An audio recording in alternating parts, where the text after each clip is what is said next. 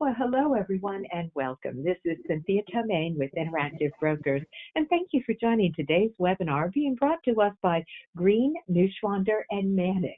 I'm very pleased to have with us this afternoon Robert Green as well as Darren Neuschwander with Green, Neuschwander, and Manning.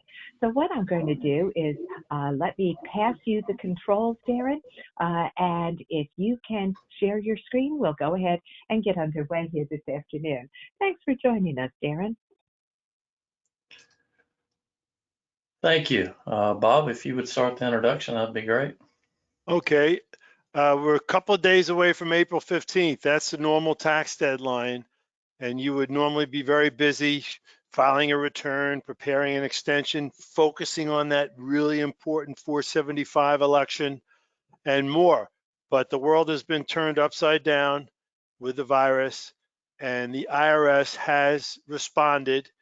Darren, I'm really proud of him. He was on the AICPA panel that pushed, really the AICPA pushed hard with the Treasury and the IRS to get the relief we needed. And if you followed our blog posts, which we've been blow by blow on this, every day we update it, almost every day, there was partial relief. First, they said that, you know, the first quarter estimates were postponed, just individual returns were postponed, but it wasn't clear about the election. So we had a lot of our clients file a 475 election before April 15th. Now the IRS has really come through just recently with almost postponing everything. There are a few things that are still not clear, and Darren's still on top of that. So we're going to talk about those issues. And also a little bit about the CARES Act.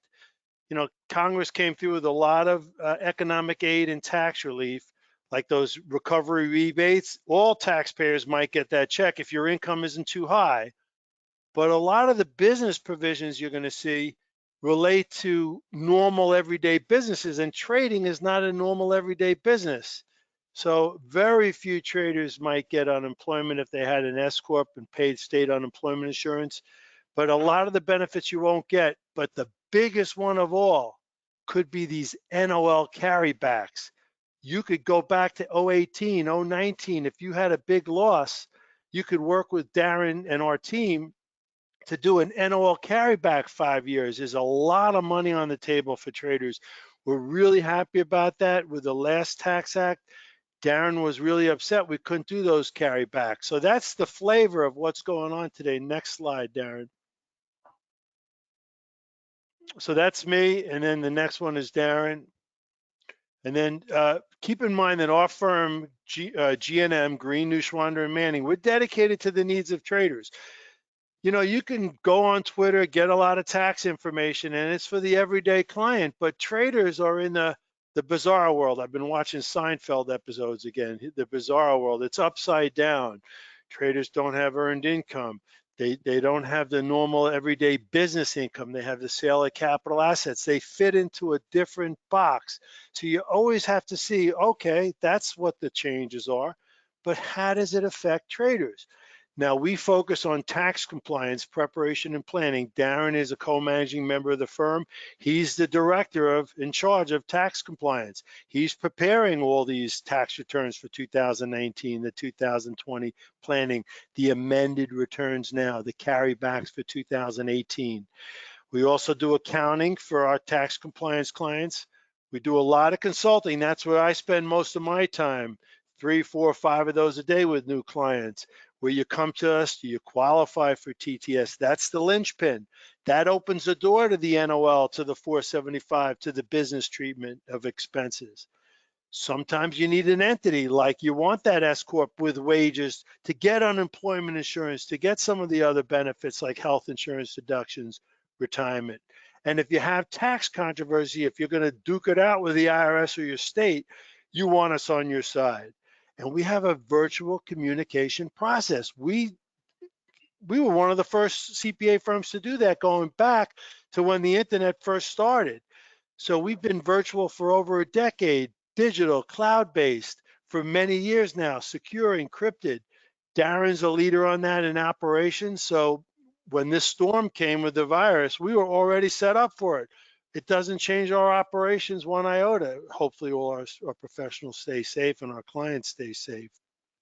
Next slide, Darren. So today's information is educational. It's not intended to be specific, individualized tax, legal, investment planning advice. Grasp a concept today. Say, this is maybe up my alley. I want to talk to Green and Neuschwander about that. And then you can have a consultation with me or Darren. It's your choice when you sign up for the consultation. And then you can, after that, maybe become a client of our firm or get a new client evaluation for tax compliance. We are not affiliated with Interactive Brokers. We do these monthly webinars that they host. We have a great relationship. We're a CPA firm, they're a brokerage firm.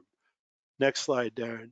So today's content is, again, the IRS moved the deadline to July 15th. They postponed the tax filings and the payment. So you don't have to file your tax return. You don't have to file an extension. You don't have to file a 475 election. You can wait until July 15th to file your return, to file your extension, to extend if you extend it to October 15th, the normal extension. The tax season is sliding back, but we don't want you to procrastinate. Darren's been busy all day. He'll be busy all day after this getting people filed. A lot of people still want to file. Maybe they want their 19 return in for the stimulus payment instead of 18. Don't procrastinate. Take care of your taxes. But the tax season is sliding back a little bit. Now it applies to individual income tax. That's what they originally said. Then they said, okay, gift too. Finally, they said, okay, trust, estate, expat, those expats, they would do June 15th. They said early on the IRA and the HSA contributions were postponed.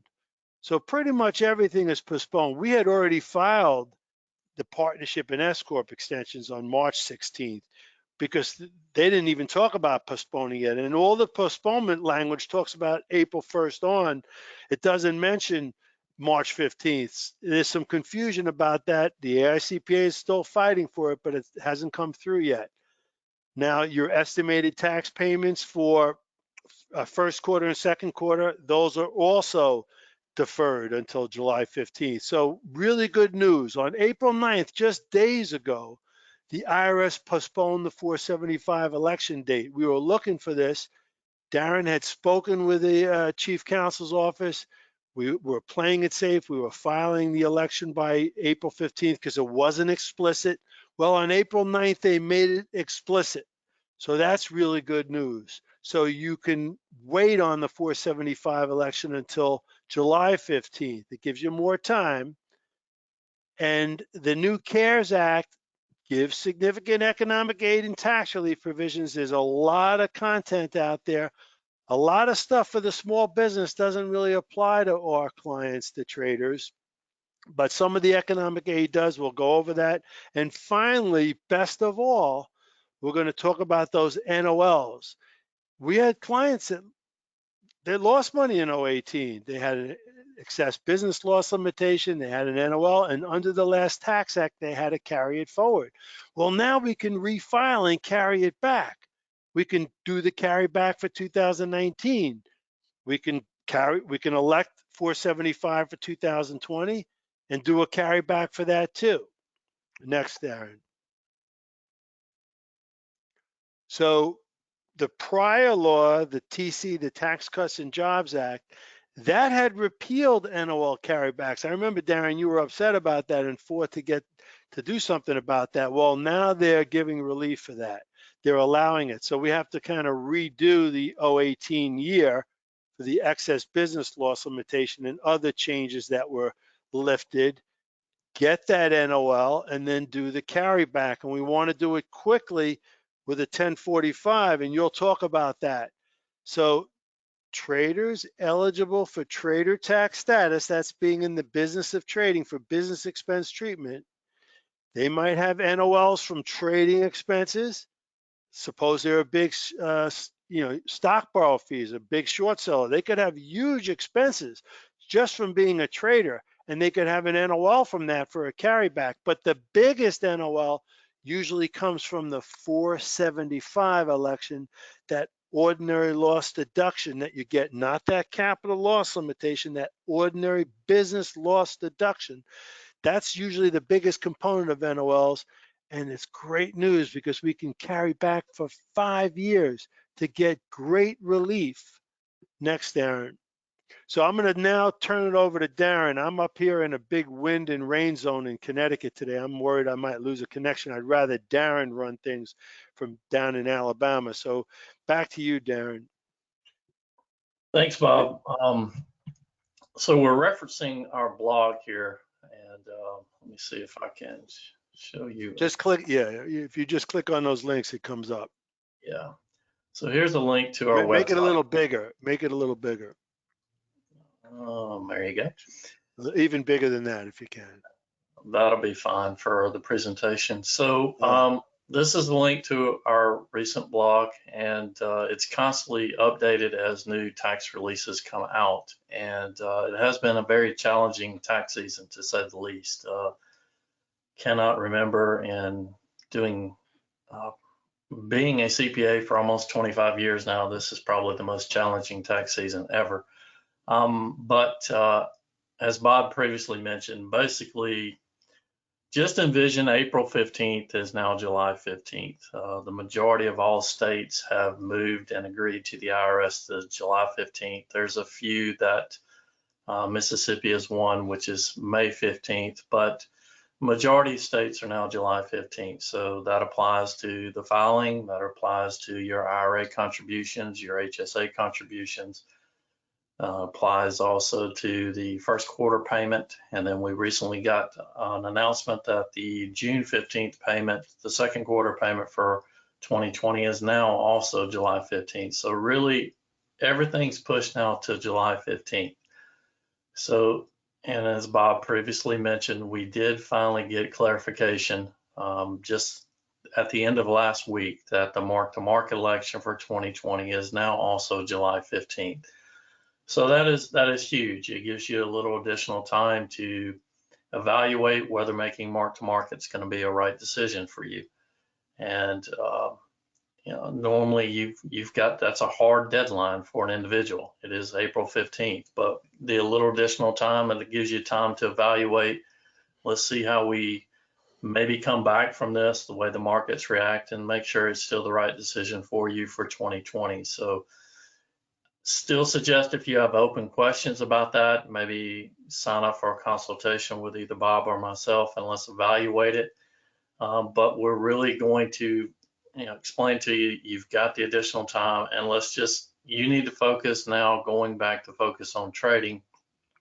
And then let's evaluate this as we get closer to the July 15th and see what's going to be the best decision for you. So again, April 15th basically is now July 15th for this 1 year. So relax a little bit. Don't focus so much on the taxes as say, and focus on your trading, and then we can evaluate this more as we get closer in May, June, and then make an intelligent decision for you and with you by July 15th. But take a look at that blog. There's a lot of information in there, and as we continue to get new information, because I'm already getting analysis of what CARES Act number 2 is going to be. So that is potentially coming out very soon, at least a preliminary draft of what those bills are going to be.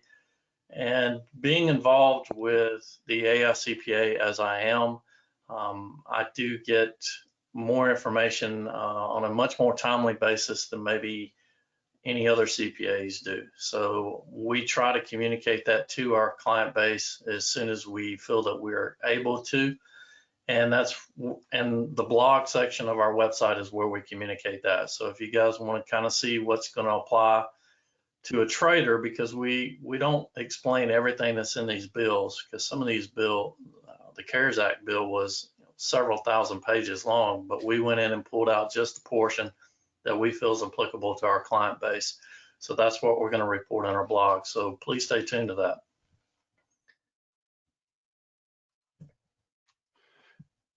Bob, you got anything else to add to that before I move Darren, on? why don't you show the blog archive, the sticky nav button on the right side, just right here. put that, yeah, on the right side there. Mm-hmm. That's a list of the blogs, and just maybe increase your screen size a little bit. That's about as good as I Just, can make it at the moment. all I right. Well, apologize. what people should do is maybe to follow along on the webinar, because we're just going to relate to blog posts, is bring up the website on your computer. And it's really those last 4 blog posts. Yeah. And you'll see they're constantly updated, so they keep changing order because every time there's an update. We're going to go through these 4 blog posts today. But you know, Darren, I think if you click on the one about the massive losses, 475, let's you and I talk about that one a little bit. All right. So I've been real busy the last few months because people had some massive losses with the market change. And people said to me, Bob, you know, I'm down $500,000. I'm down $1 million. I blew up. We had several clients that had a blow up. They may have had great other years, but you know, but they had a blow up. Now, normally when you want to elect 475, if you have capital loss baggage, like you have a capital loss carryover from a prior year, you may not want to jump into 475 because you want capital gains to use it up. But on the other hand, if you have a huge loss, you don't want to add to your capital loss carryover. You want that loss against your spouse's income, your wage income, your other business income, or you want now that NOL carryback. That's the best thing of all. We built our firm on TTS and 475 and doing the carrybacks to replenish your trading account to get a refund back. So a lot of clients were looking at that decision. Where did they stand from January 1st to April 15th? And they waited to the last minute to make the election. And we said, get ready to file it last minute, but hopefully we're going to hear from the IRS that they extended it. And we did hear from the IRS that they extended it. So a lot of our clients did wait, and now they have 3 months more hindsight, and things could turn around for them year to date. They may have been down $100,000 year to date going into April 15th, but they could be up 50,000 by the time July 15th comes around and have a capital loss carryover. Now, some people filed and they may want to redo. There's all sorts of questions that can come up. So, Darren, let's talk about some of the plain vanilla reasons why the 475 is usually the right choice for a securities trader, like the tax loss insurance. You want to talk about that one, Darren? Yeah, when I'm explaining what mark-to-market is, it's fire insurance. That's the easiest way that I can relate it back to something that everyone seems to understand. I mean, you buy insurance on your home not for the home to appreciate in value. You buy insurance in case we have something that detrimental comes. I mean, there's a storm in the area today. If something happens to your home, you may have to use your insurance policy on that. Well, that's kind of look at that as that's what mark to market is, because excluding what Bob's referring to as the capital loss carry forward from prior years, which we call that tax baggage. If you don't have any of that and you're trading securities, short-term capital gains, and if you elect mark to market, it's all taxed at the same tax rate. So as long as you're profitable and you're trading short-term, which is what a trader should be, you're going to pay the same tax rates. So as long as you're profitable, there's really no difference. Now, there is the little caveat of the wash sales, but ignore that for a second. But on the flip side, if you were to lose money and you lost $50,000 in a given year and have no other sources of capital gains, you're only going to be able to take of that $50,000, 3,000 of it to offset against other sources of income in the current year. Now you got going into the next tax year a $47,000 capital loss carry forward, as opposed to if you had a $50,000 trading loss and you had mark to market in place. Well, that $50,000 is fully deductible in the year that you incur it, offsets dollar for dollar against any other sources of income that you have. It doesn't have to be other trading income. It could, if you're married and your spouse has a W-2, it can offset your spouse's W-2 income. And if there's no other sources of income, it could result in a net operating loss. And that's where the net operating losses with the new CARES Act, we now have the capability for 18, 19, and 20 to take those losses back 5 years and recoup money from years that you were profitable. Maybe you were not even trading 5 years ago, but you still had W-2 income, or your spouse did. You don't, just because we have an NOL from trading in 2020 or 18, 19, and 20, doesn't mean that you have to be a trader in the last 5 years to take that back. You just had to have a tax liability from other sources of income. So we can take those back. And that's huge for a trader. And that's the reason why it is so important to have this insurance in place, because it gives you an opportunity to carry it back, get a refund of taxes that you previously paid, and that may help you try to refund your trading capital so you can continue in business. And Darren, a lot of securities traders, they're really concerned about wash sales. They hate seeing that 1099-B with $1 million wash sale disallowed loss for the year. And we try to explain that for the most part, you can try to break the chain at year end to sell something and not get back in for 31 days. But they also have permanent wash sales with their IRA account by trading substantially identical positions. So a lot of savvy active securities traders, they really hate those wash sales. And to be exempt from that with the 475 election is another great benefit.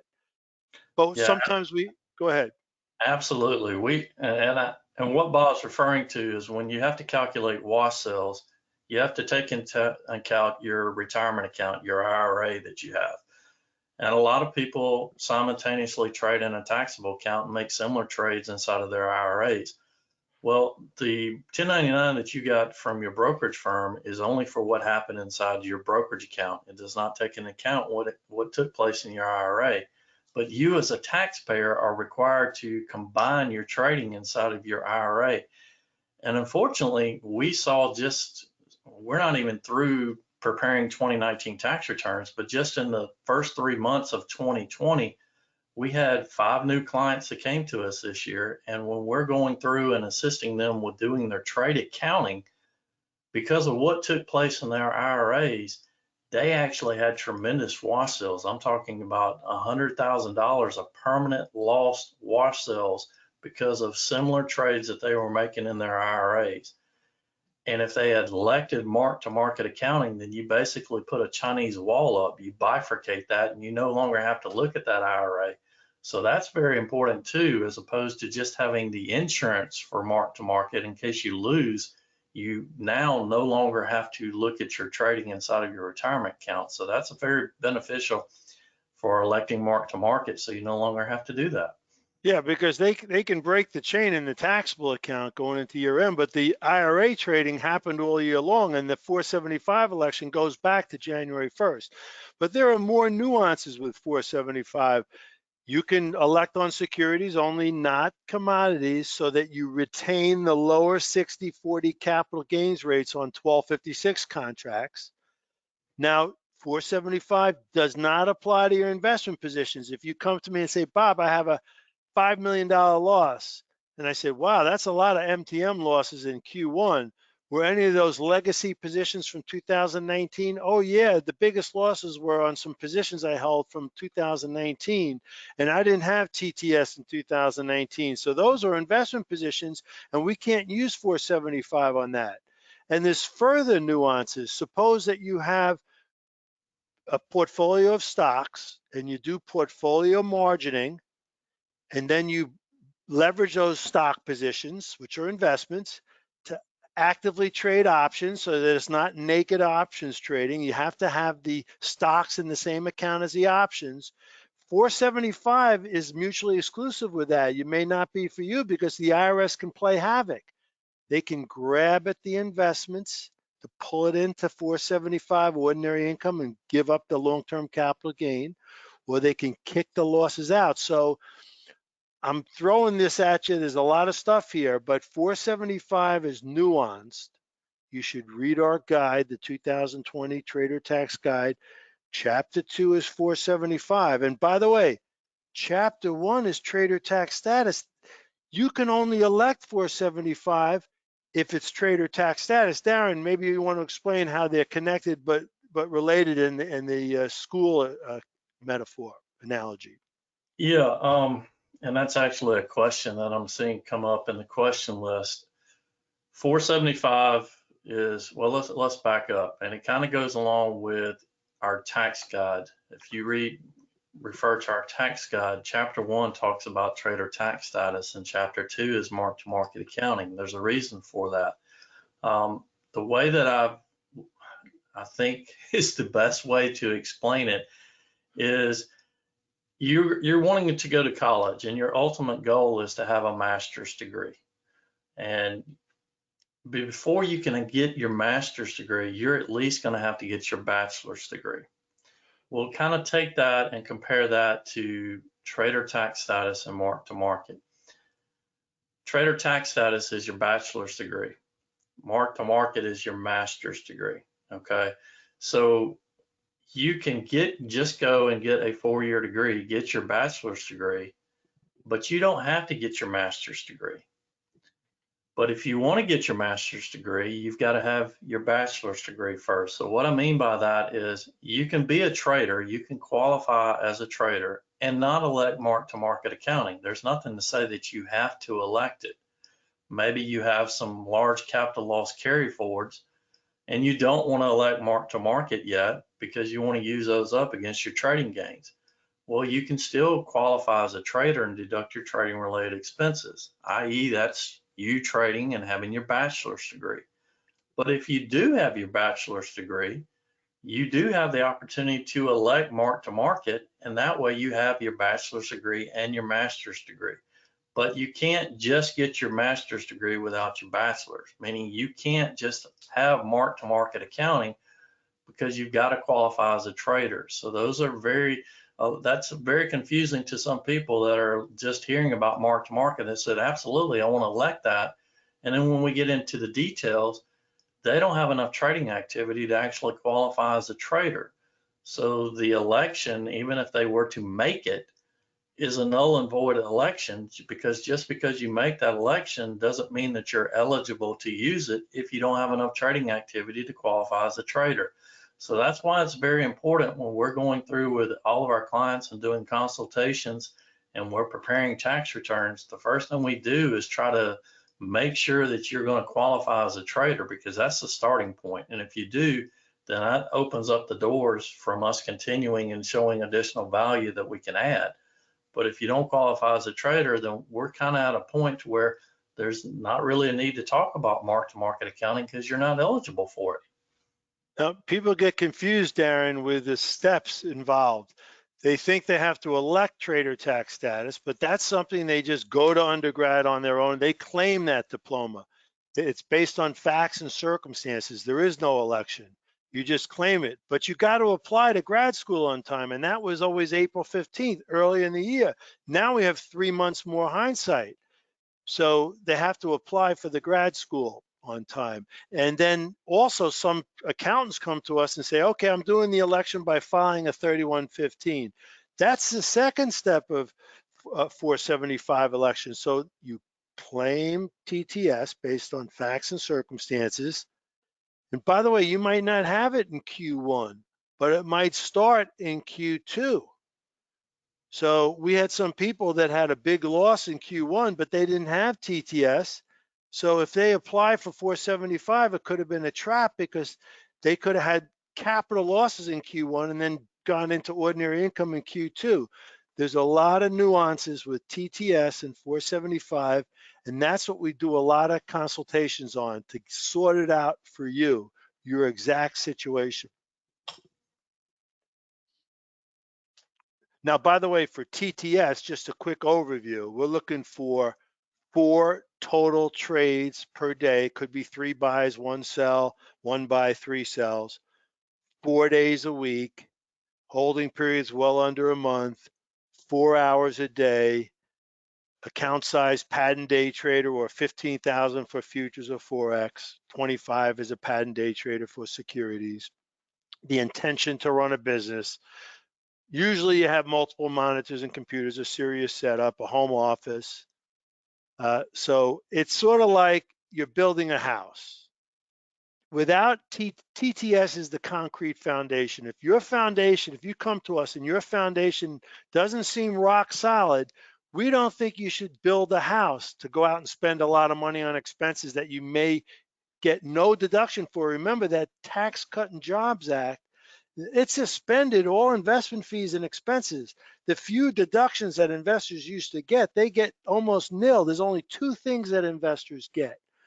Margin interest expense as an itemized deduction up to the extent you have investment income, or stock borrow fees as other miscellaneous deductions. That's it. So you need the TTS for the expenses. So a sole proprietor is an individual. They don't need a DBA. They don't need a special EIN. They don't need an election. They just claim a Schedule C on their tax return. And it may be in your interest to do that for 2019, even if you don't have a lot of expenses, because it will buttress TTS and a huge 475 loss for 2020. So you got to get this right. So the first floor house is a sole proprietorship. The second floor house is the S Corp with the salary, the health insurance, and the retirement plan. You're not going to build a two-story house on a cracked concrete foundation at TTS. So this is what I do all day in consultations. But then Darren takes the baton from me, and our whole CPA team prepares a return. It's no more about what you told Bob you think it is. It's about what are the facts. Darren, doesn't that happen sometimes that a client tells me one thing and then it turns out a little different? Unfortunately, it is, because when you're doing these consultations, you're just more or less talking to the client. You're not seeing the actual source documentation. But when we're actually preparing the returns, that's where kind of the rubber hits the road. That's where we're verifying that you truly do qualify. And if you look at the screen, you're looking at the blog right now, which was February 5th of this year, how to qualify. And this is, if you read this blog, it refers to the rules of what it takes to qualify for trader tax status. And one of the first one is, 720 trades for the year, okay? And speaking with Bob in a consult, most people say they have that, and they do. But when we start going in and really doing an analysis of where you qualify, the frequency, as you see on the blog, is really what I'm seeing is a very important one. A lot of people can make 720 trades in a year. You can do that as an investor. But making a trade on at least 75% of the days the market is open is key.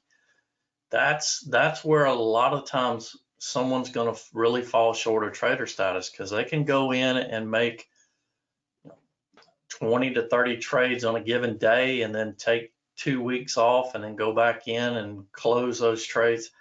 That's not going to qualify as a trader, because you're not making trades on a daily basis, i.e. you're supposed to be a day trader.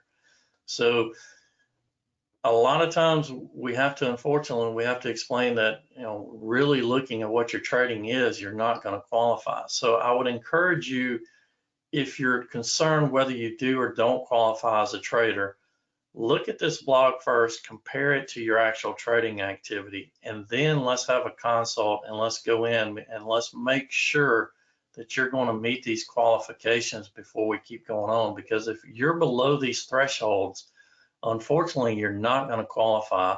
Mark to market's not going to be there for you to take advantage of. And the trading expenses you have, as Bob previously said, are not going to be deductible except for maybe some borrow fees and margin interest, because currently through 2025, investment fees are not deductible at all. So it's not something that everyone's going to qualify for, but if you're a very active trader, there are opportunities for you to take advantage of this.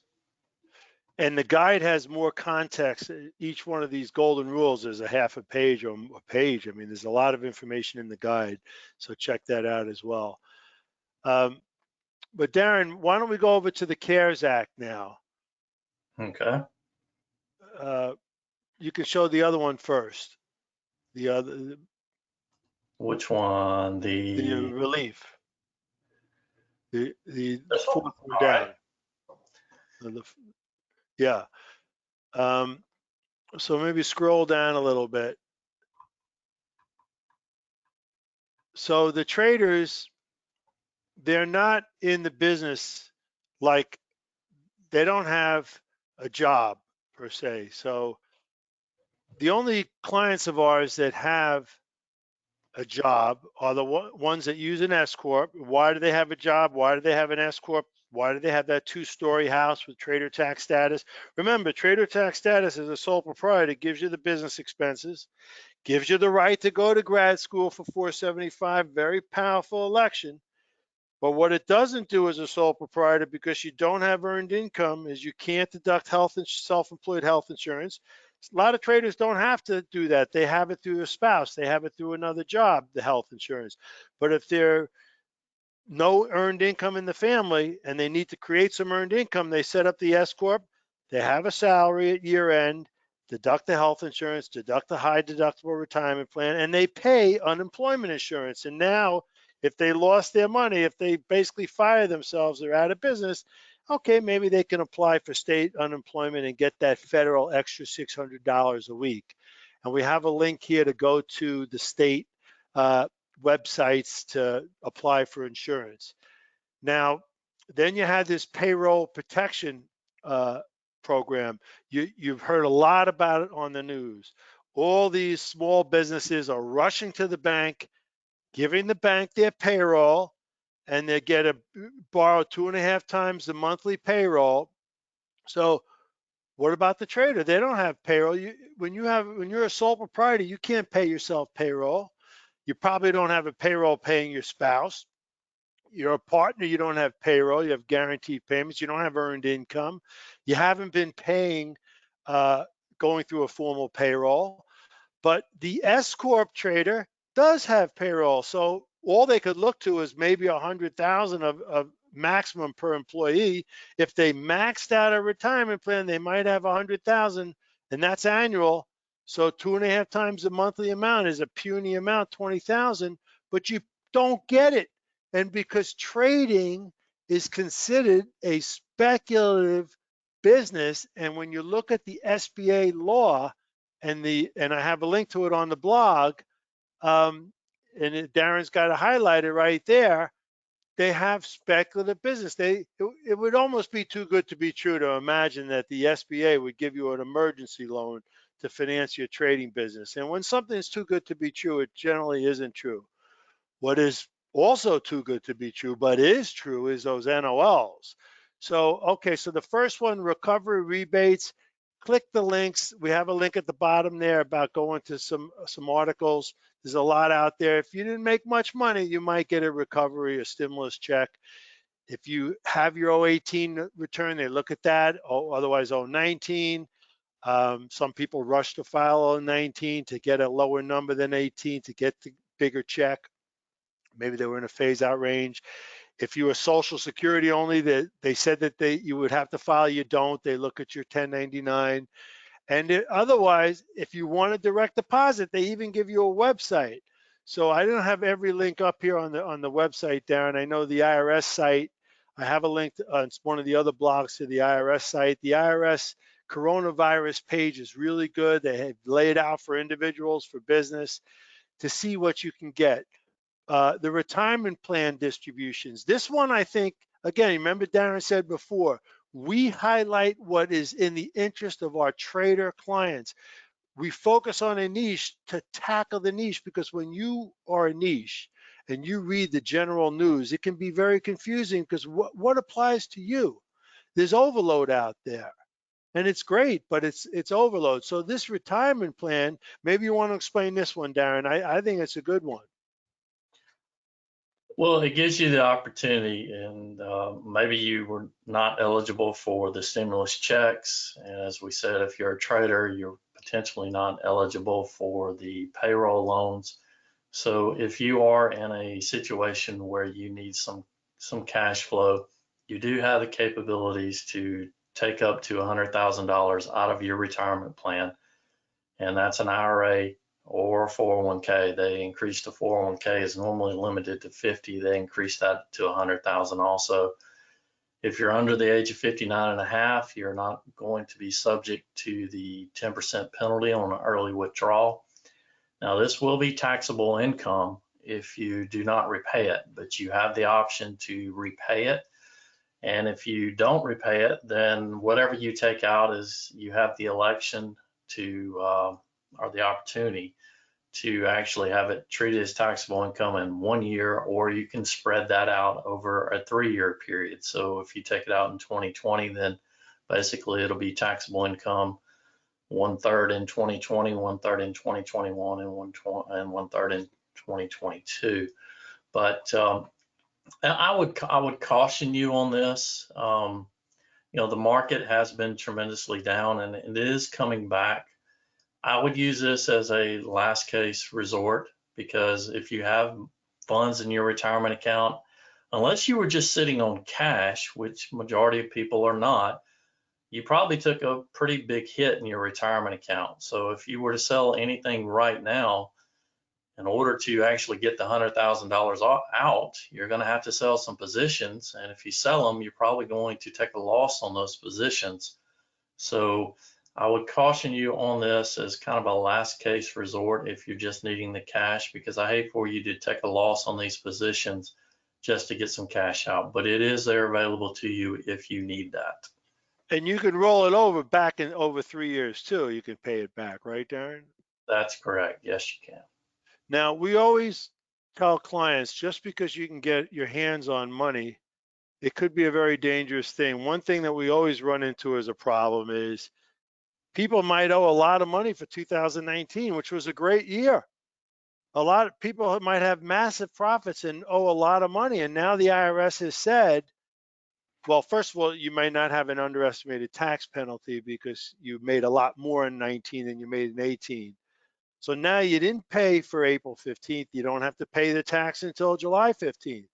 That's also when you're supposed to pay first and second quarter 2020. People are building up a massive amount of money they may owe the IRS, and they may need that capital.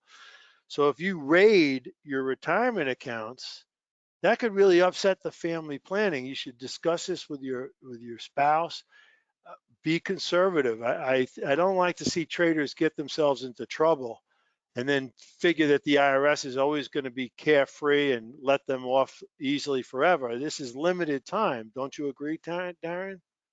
Yeah, just because you have additional time. I mean, if we have already calculated and kind of have told you how much your tax liability is for 2019, or your existing CPA has done it, or you prepared your return so far, but you decided you're going to wait to July 15th to pay it, which you have every right to, set that money to the side, please. Don't use that as additional trading capital. Just be conservative with that, because we would hate for you to lose that with an unfortunate trade or something, and then that's going to be due on July 15th. And if you've already lost that, and that's a 2020 part of your 2020 loss, I mean, it's going to be a while before we can file your 2020 return and potentially get you some of that money back with an NOL.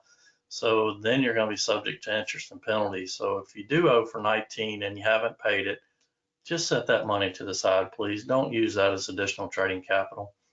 Now, the nice thing about the NOL carryback, and we had this for years, is someone might get into trouble owing the IRS, then have a huge loss, and they would say, I know I'm going to get this carryback and not owe the IRS.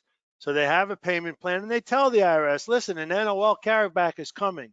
Give me, plenty of time here. I'm going to wipe it out with the NOL carryback.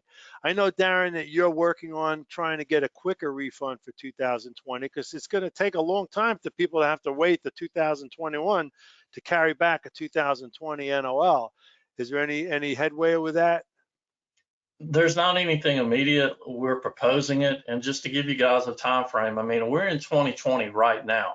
So if you've got a loss for 2020 and you want to be able to take that back, you realize that we can't take that loss back to basically a year from now until we get ready to file 2020 tax. We're doing 2019 taxes right now. So normally the process is, if you had a loss in 2020, we file your 2020 individual tax return first, and then you have to file what's called a Form 1045 or 1040X, which is taking that NOL back. So those are separate filings that have to be done. So it can be several months before into 2021 before you'll actually get that refund back from the losses that you had in 2020. We have asked that maybe, as opposed to having to file that additional carryback return for 2020 NOL, maybe allowing it to have a refund for it directly on your 2020 1040. Whether that's going to happen, I don't know. But we are looking into that and suggesting that to help with some cash flow. But even still, that's a whole year from now. That's not anything that's going to be immediate stimulus. So if you've got a loss in 2020 right now, there's going to be opportunities for you to get that. But we're at least talking about February, March, and April of 2021 before we're going to be able to help with a 2020 loss. Now, we are helping right away now with 2018 and 2019. I know we have a whole list of clients we're working on for 2018, Darren, where let's go over the rules now. The NOL is, like Darren said, it's a net operating loss. That's a business loss. That's a TTS expense and also either block works for that. That's just fine. So it's your trading expenses and it's your 475 loss when you have negative income. So it's the negative income portion that's business. It's not the capital losses. It's not the standard deduction. It's your business loss from trading. The new tax law, the TCJA in 2017 in December, gave all these tax cuts, but they didn't want people going back to carry back losses to a higher rate, so they just cut them off. They said no more carrybacks. We were so upset about that. That was such a benefit for our clients. So now under the CARES Act, they're saying, well, wait a minute, we're going to suspend that. Make believe it didn't happen. It didn't happen for 18, 19, and 20. It used to be a 2-year carryback. We're going to go like back to the stimulus law from 2008 and 2009. We're going to make it 5 years, not 2 years. We're going to make it 5 years. You can go 5 years back retroactively after the fact. They also had this excess business loss limitation. So if you were single and you lost $500,000, you were limited to 250. The other 250 was an NOL. They had this. They said we look at all your businesses together in aggregate and wages, which was a loophole. And if the loss is too big, you can't even use it in the current year. You got to carry it forward. Well, some people had to pay taxes. So every client is saying to us, hey, wait a second. I had an EBL. I had an NOL. The EBL limited my loss. The NOL was a carry forward. Now you're telling me, forget that. Don't apply that. There is no EBL. There is no NOL forced carry forward. I have the option to carry it back. And if I carry it forward, I can use 100% of it against taxable income, 100% of taxable income. I'm not limited to 80% of the future year taxable income. So Darren, we have to relook at all our clients. And what are you doing, Darren, with the 2018 ones and the 2019 ones that we can help now? Well, we are going back, and we've already done that. We did that last week, going back, looking through our clients that had NOLs or excessive business loss limitations in 2018, and it's a 5-year carryback. So we're looking at 18. So we have the opportunity to go back 5 years. So that'll be your 13 return. And there's not a picking and choosing of what year you want to go back to. Basically, unless the IRS changes the rules. So as Bob said, they basically removed the bill that went into place in 2018 and allowed us put it back in for losses for 18, 19, 20. Okay, so we went back to the old tax law. Well, the old tax law for an NOL said that you could go back to a previous tax year. And if they give you 2 years, you got to go back to the earliest of the 2. Well, they've given us 5 years, so we have to go back the earliest of the 5. So we have to look at that. So 18, we're going back to 13, 14, 15, 16, and 17 to see how much tax liability did you have in those years, and can we go back and get a refund of those? And that's really what we're evaluating. And the IRS, and they gave us some additional relief on this because there's 2 different ways that you can carry back an NOL. The first one is on a form 1045. When you file that one, the IRS has 90 days to respond to it. I repeat, 90 days to respond to it. The other one is a 1040X. A 1040X can take up to 6 to 7 months for the IRS to actually look at it. So we wanted to be able to take these 2018 NOLs and carry it back with a Form 1045. But the problem was, if you wanted to file a 1045 for tax year 2018 under the law, you had to have done that no later than December 31st of 2019. Well, that date's already passed. So we asked, is there an opportunity for us to still use a 1045 for 2018? Because we don't want to file everybody on a 1040X, because we want to be able to get them their money as fast as we can, not 6-7 months. We want 90 days. So the IRS did grant us relief on that, but not a lot of relief. We can still file a 1045 for an NOL in 2018, but we only have until June 30th of 2020. That's this year. That's only a couple months away. So if you did have an NOL for 2018 and you would like to carry it back, we can assist you with that. But know that to do that, we have to have everything into the IRS by June 30th of 2020. Now, it's very important we get those in as soon as we can, because right now, the only tax returns that the IRS is processing are tax returns that are electronically filed. The IRS offices are closed. So anything that has to be mailed in, the IRS is not able to, basically it's just sitting there in a pile. Every day gets bigger and bigger because there's no one there to actually do those. A 1045 or 1040X is not a return that can be electronically filed. It must be paper filed. So we want to get your 1045 filed for 2018 as soon as we can, so that it is there waiting on them to process. So when we are able to get back to some type of normal and they're able to open up those offices, it's there for them to start processing, because it's going to be basically first in, first out at that point. So the longer you wait, the longer you're going to be at the bottom of the list. Now, Darren, I know that you're a stickler for timetables.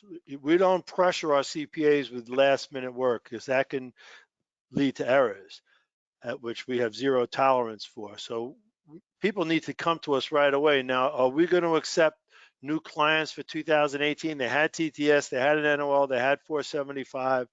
They want us to look over their return. They know that these carryback returns are very tricky and that they really need a good firm to do them. Are we going to accept new clients on that? And should they do a 45-minute consult with you right away? I would suggest that, yes. If you definitely had an NOL, we can look into that. And I will caution you also, if you have an NOL for 2018 and you're wanting to carry it back the 5 years, NOL carrybacks can get very detailed, very complex. Especially 5 years is a long time. And what I'm referring to is things can change. If you were married 5 years ago, or within those 5 years, but you're not married now and you filed a married filing joint tax return, well, that's going to be a complicated NOL carryback, because we have to basically go back and separate the return as if you did not file married within that 5-year period, because you carried it back to a year where you were married. So it takes more time when we add that additional level of complexity to it. So don't push this off thinking, okay, well, it's June 30th and today's April 13th, I still have time. No, we want to go ahead and start that process now, because we want to work out all those nuances and get it to you. And I'm telling you, when you file a 1045, if you look at the form itself, it's about 4 to 5 pages, but that's just the form. To truly file a 1045, you've got to send in the return as it was originally filed, the return as it was amended. And if you're going to do that for 5 years, that's several reams of paper that's going to have to be mailed to you and processed. So it takes time. And we do, back when we were allowed to do NOL carrybacks, we did several of those a year. And knowing how to do those, we basically give we give everything to the IRS, everything in the kitchen sink. We give it all, because if you leave out one form, say that you didn't even actually qualify, you were not subject to alternative minimum tax in a given year, but the IRS is going to want to see that. If you leave out that one form, the IRS is going to reject your 1045, send it back. And if they do that after June 30th of 2020 for a 2018 return, you know what you're going to have to file?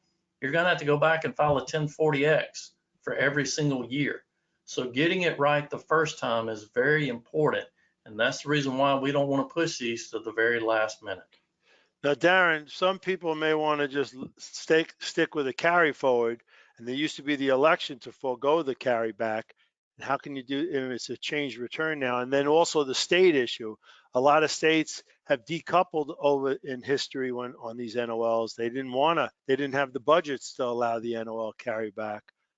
And also, lastly, if you lost money in futures, you may not have wanted 475, but futures 1256 contracts have their own 3-year carryback, but only against 1256 gains. And I know you like to do those too in the firm because clients can botch those on their own as well. So those issues, the state, Darren, and the 1256.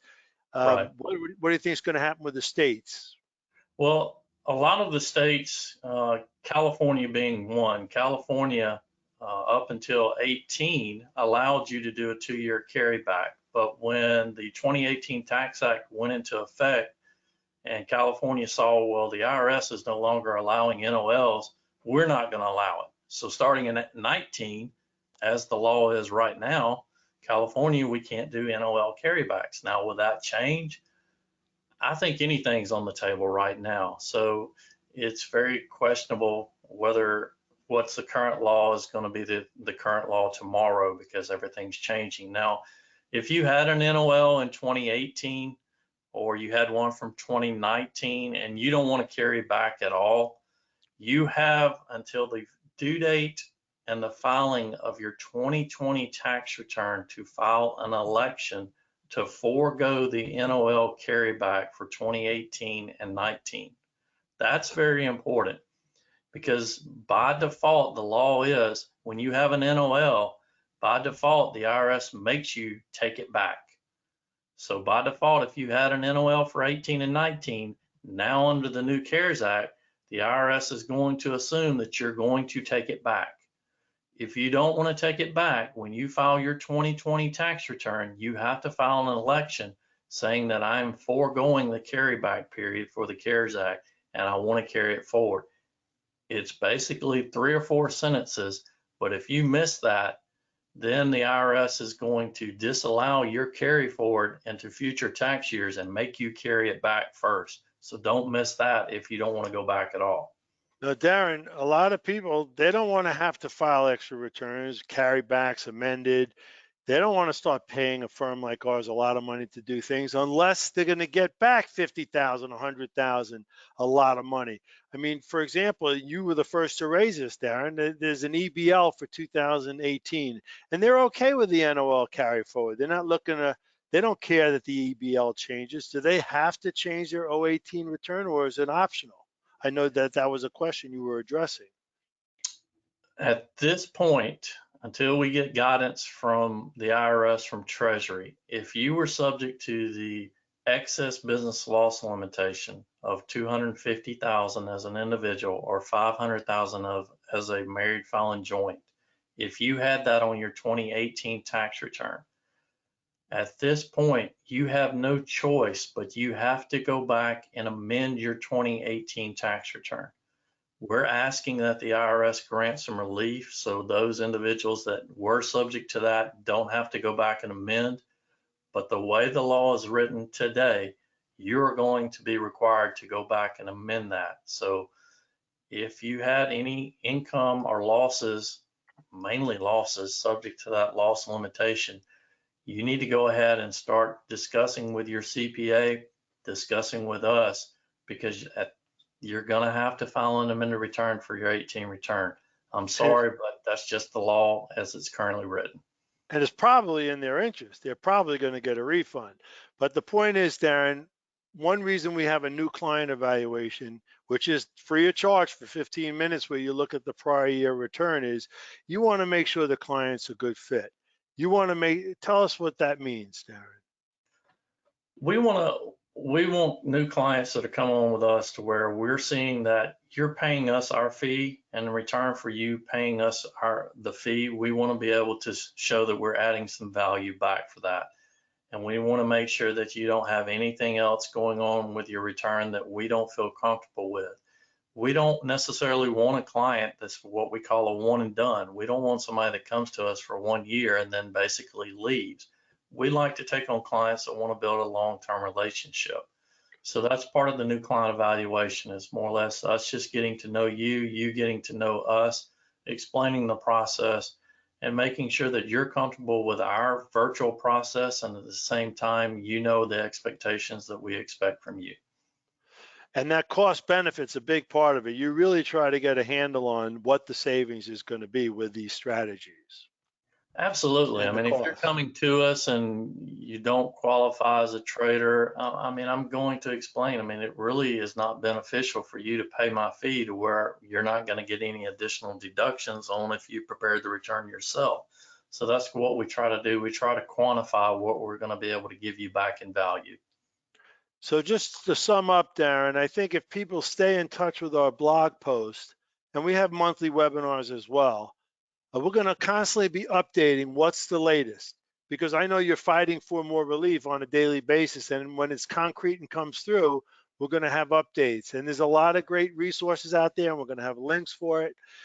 The whole idea of our content is to anticipate the questions and the needs of traders and to address them in our content so people don't have to do a consultation to get the basics. The consultation is to zero in on how it helps you in your specific fact pattern. So Darren, I don't know if you want to look at some of the questions on the board for a few minutes. I've been looking at them, and they're very good questions. So I'm going to address some of them. I'll read them out loud, and then we can address them together. The first question, if you've already filed an extension without the mark-to-market election and now realize that you want mark-to-market, can you amend your extension to include that, or are you stuck without mark-to-market for 2020? Bob, you address that one. Yeah. I have what I call a special procedure. So a lot of times I'm working with a client and, it's April 1st. I said, Bob, I already filed my 2019 tax return. Well, the procedure to elect 475 is to attach the election statement to your prior year tax return or extension by the original due date. And that's why we thought it should be 7/15, because in fact, that's what was happening. The due date had been postponed. And Darren, we fought for that and we got it. So I have a special procedure. And what it says is you put in a cover letter and you say to the IRS, here's a copy of my extension that I filed. Here's a copy of my tax return that I filed. And unfortunately, you have to do this by paper mail, and it might sit on a desk, but that's okay. At least you got it done and you have a certified return receipt. And it's not 100% guaranteed to work, but it's what we recommend doing. And we haven't had a problem with it in the past. So the cover letter says, here's that form I filed. It says, do not process on it. I already filed it, but I inadvertently omitted to attach the 475 election attached herewith or hereto, and you attach the election statement. Now, I think there's going to be some potential games playing here, Darren, and I always like to say we're umpires. We have credibility with the IRS. The reason we're so successful as a firm is we don't play games. We call the balls and strikes on trader tax status. We would never in a million years help someone lie and cheat about a 475 election, because our credibility would go out the window and we wouldn't continue winning because we wouldn't deserve to. So if we have a client that wanted to skip it for Q1 because they were up and they had a capital loss carryover and they filed their extension because they weren't sure that the law was going to change or whatever. And now things changed. They lost a fortune after April 15th. They're down. They want 475. Are they entitled to it?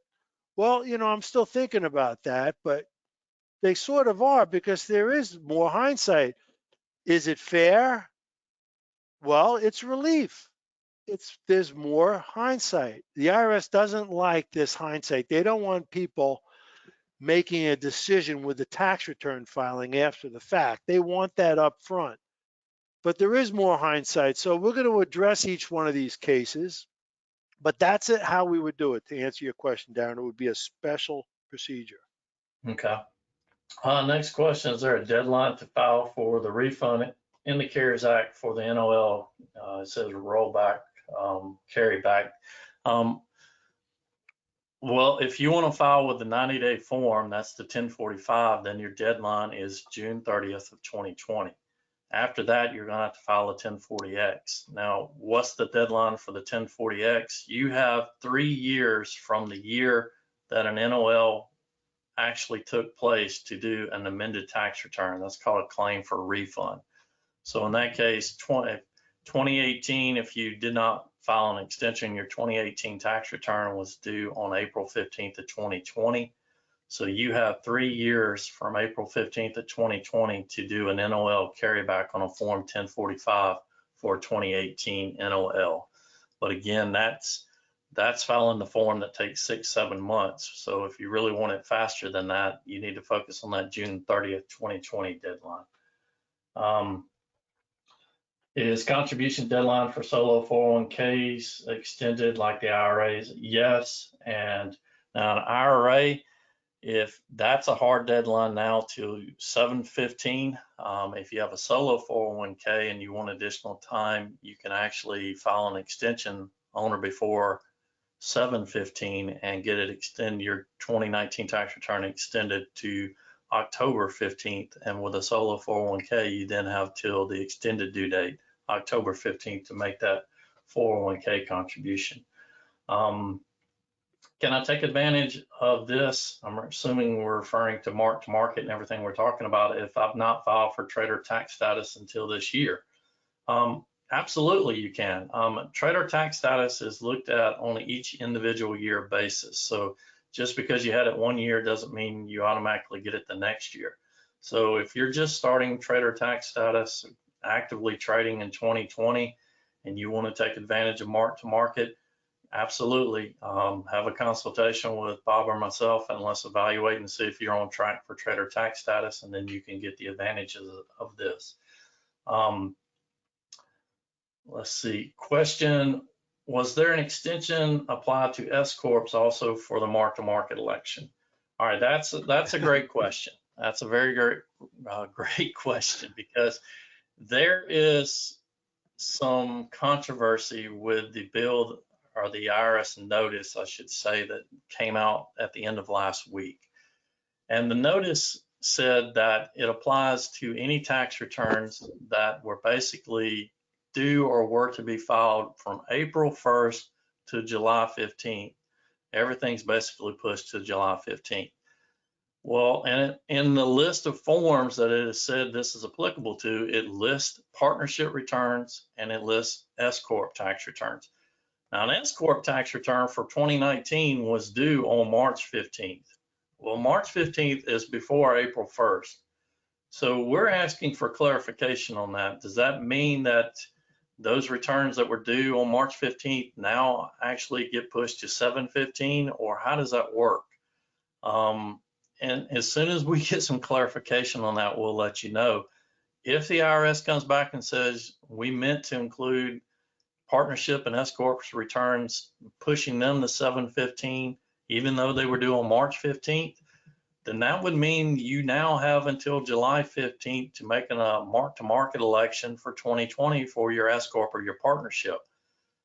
I can't say that for certain yet, because we must have clarification, because that is just unclear from the way that notice was written. So really stay tuned. If you've got an S Corp or a partnership and you want to elect mark-to-market for 2020, stay attuned to our blogs, because as soon as we get clarification on that, we'll let you know.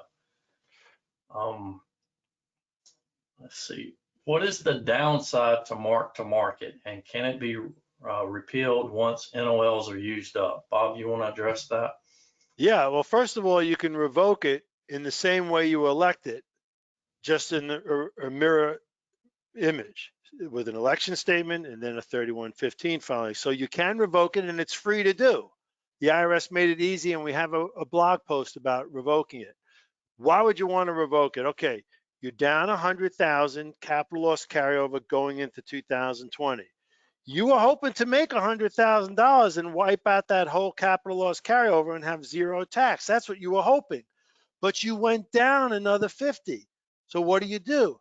You elect 475 to, no sense adding to the capital loss carryover, digging a bigger hole that you can't use.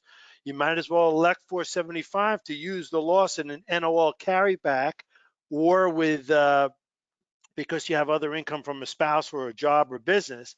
And then what do you do after that? Two things. One, you do a do-over with an entity where the entity can pass through capital gains to soak it up. Or next year, you wait till next year. Next year, you see you're up in Q1 and you revoke it to get capital gains that are tax-free. So there are some occasions where you might want to revoke it. They're very rare. We file very few revocations. You usually want it if you're using it right, but you can revoke it. And I will add to that, because that goes along to an additional question that was asked in here. What happens if you do revoke it? Well, if you revoke it, you're not allowed to re-elect mark to market for the next 5 years. So it's something that you can put in place for 1 year if you want to, and then revoke it. But no, if you do that, you can't re-elect it for the next 5 tax years. Unless you set up a new entity and then you have a do-over.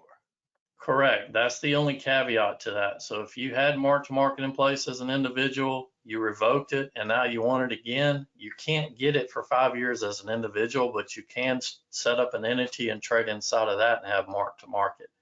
Yeah, So we always liked having an entity sometimes.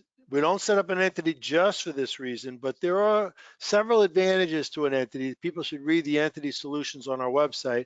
One is that's where you can adopt it from inception. Then there's no 3115, which is the second step. Now, Darren, someone elected 475 for 2019.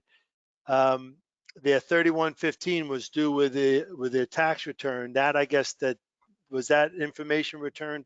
You had said it's punted to 715 too. Correct. Correct.